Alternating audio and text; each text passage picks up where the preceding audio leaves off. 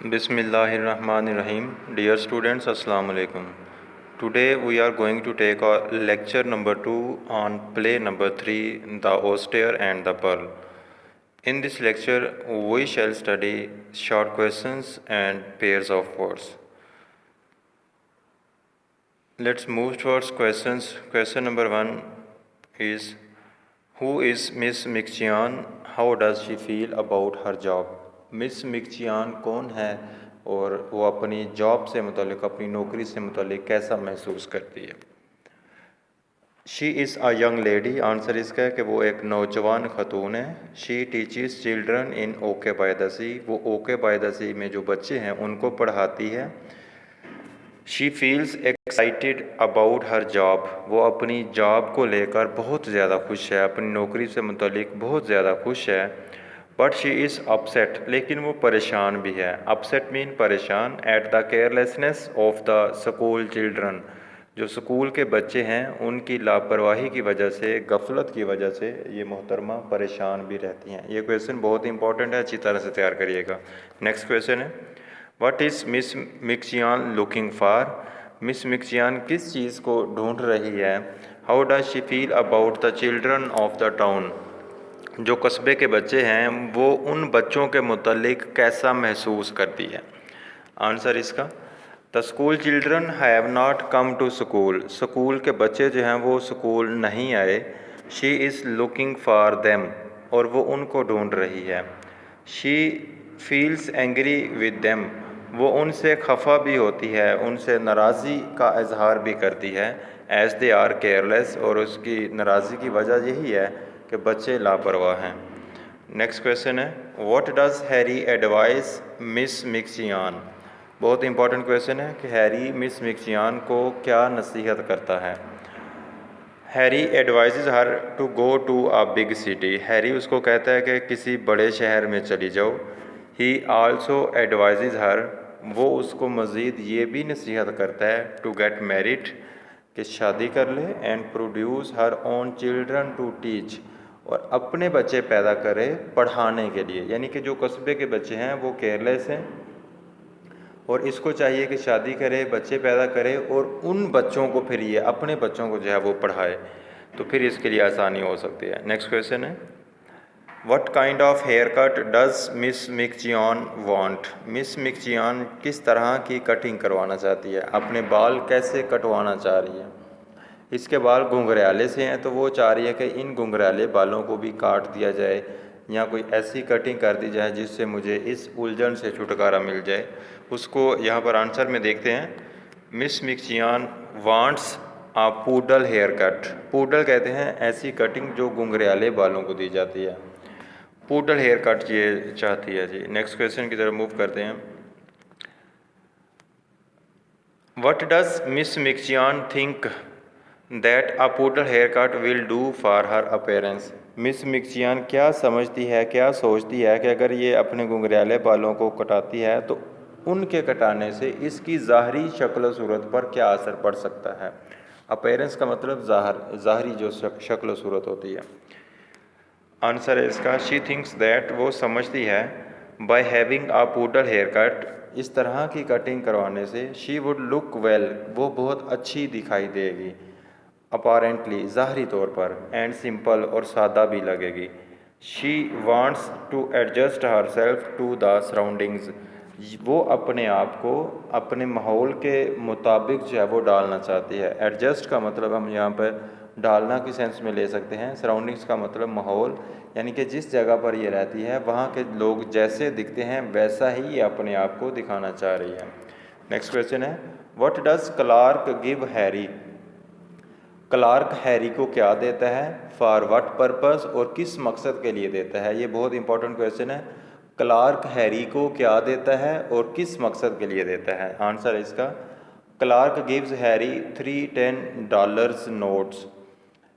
Clark जो है वो हैरी को 3 नोट देता है $10 के, यानी कि $30 जो है वो देता है।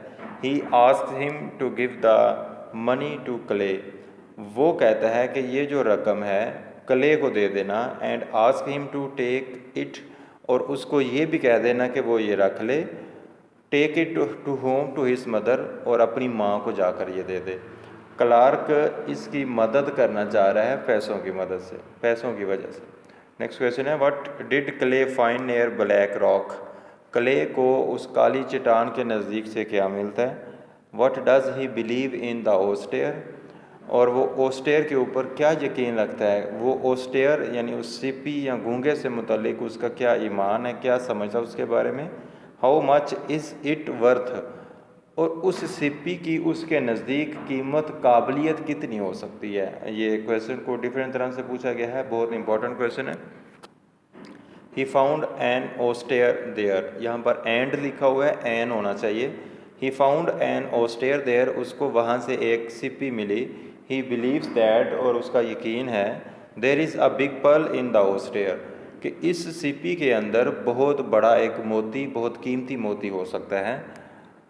The worth of the pearl, और फिर उसकी कीमत का भी अंदाज़ा लगाता है वो। माइट बी $300, और उसकी जो कीमत है वो तकरीबन लगभग $300 हो सकती है, यानी कि $300 तक उसकी वर्थ जो है वो उसके मुताबिक हो सकती है। नेक्स्ट हमारा पोर्शन होगा पेयर्स ऑफ वर्ड्स पर मुश्तमिल। पेयर ऑफ वर्ड्स हम पढ़ रहे हैं आज, इसमें वो 86 से 90 तक होंगे। ड्यूल का मतलब होता है दोहरी, डबल, इसको एम्फोटेरिक भी कह सकते हैं, double. He has dual nationality, उसकी दोहरी कौमियत है। डबल मीन के पाकिस्तान में भी उसकी नेशनलिटी है, और अगर किसी फॉरेन कंट्री में जाता है तो वहाँ पर भी ये अगर रहता है तो उस वहाँ पर भी इसकी नेशनलिटी जो है वो कन्फर्म होती है, तो उसको हम ड्यूल नेशनलिटी होल्डर कह सकते हैं। ड्यूल का मतलब दोहरा। और नेक्स्ट है ड्यूल, दो आदमियों की लड़ाई, जो दो ग्रुपों के बीच, दो आदमियों के बीच जो लड़ाई होती है उसको ड्यूल का नाम देते हैं। He killed his enemy in a dual, उसने अपने दुश्मन को दो की लड़ाई में मार दिया। इन अ ड्यूल का मतलब दो लोगों के बीच जो लड़ाई है। नेक्स्ट है इकोनॉमिक्स। इकोनॉमिक्स एक सब्जेक्ट है, हमें सबको पता है, मुआशियात कह सकते हैं इसको। Economics is my favourite subject, मुआशियात मेरा पसंदीदा मजमून है। इकोनॉमिक जो नेक्स्ट लिखा हुआ है, मुआशी मतलब मईशत से मुतल्लिक, इकोनॉमिक इसको कहते हैं। We need economic reforms in our country, हमें अपने देश में मुआशी इस्लाहात करने की ज़रूरत है। रिफॉर्म्स का मतलब इस्लाहात, और इकनॉमिक मीन मुआशी, नीड का मतलब ज़रूरत। नेक्स्ट है इकॉनमी, मईशत को कहते हैं। The economy of Pakistan is dwindling, Pakistan की मईशत जो है वो ज़वाल पजीर हो रही है। डिविंडलिंग का मतलब खात्मे की तरफ आना, ज़वाल पजीर होना, अरूज से ज़वाल की तरफ आना डिविंडलिंग कहलाता। नेक्स्ट है इकनॉमिकल, एक ऐसी चीज़ जिस पर खर्च बहुत कम होता है, एक ऐसी चीज़ जिस पर एक्सपेंसेस बहुत कम आते हैं उसको हम इकनॉमिकल कहते हैं। People like to buy economical cars, people, लोग जो हैं वो बड़ी कम खर्च वाली चीज़ें जो है वो ख़रीदना पसंद करते हैं। कारें ऐसी हैं कि जिनके ऊपर खर्चा बहुत कम आता है, वो वैसी ख़रीदना चाहते हैं। नेक्स्ट है एल्डर, जो रिश्ते में बड़ा होता है, जो रिश्ते में बड़ा होता है उसको एल्डर का नाम देते हैं। Ali is my elder brother, Ali मेरा बड़ा भाई है। रिश्ते में जो बड़ा है उसके लिए एल्डर। और नेक्स्ट है ओल्डर, जो उम्र में बड़ा होता है, जो उम्र में बड़ा है उसको हम ओल्डर, जो रिश्ते में बड़ा है उसके लिए एल्डर का नाम इस्तेमाल करते हैं। He is older than I, वो मुझसे उम्र में बड़ा है। ओल्डर देन आई, वो मुझसे उम्र में बड़ा है।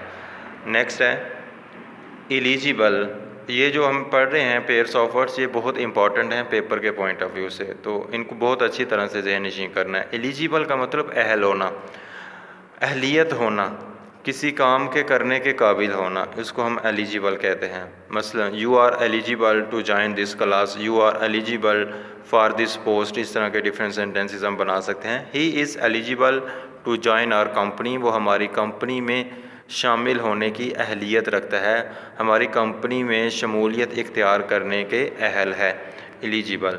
इलेजिबल का मतलब ऐसी तहरीर जो पढ़ी ना जा सके, इलेजिबल उसको कहते हैं।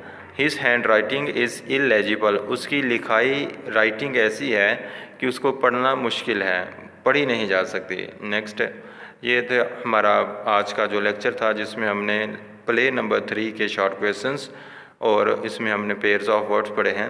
नेक्स्ट हमारा जो लेक्चर होगा वो भी इसी प्ले के ऊपर होगा और लास्ट वाला वो लेक्चर होगा इंशाल्लाह। उम्मीद करता हूँ कि आप लोग इसको पढ़ेंगे, सुनेंगे, अच्छी तरह से तैयार करेंगे और अपने आप को स्टडी के साथ जो है वो हर वक्त मुंसलिक रखेंगे। अपना ख्याल रखिएगा। अल्लाह हाफिज़।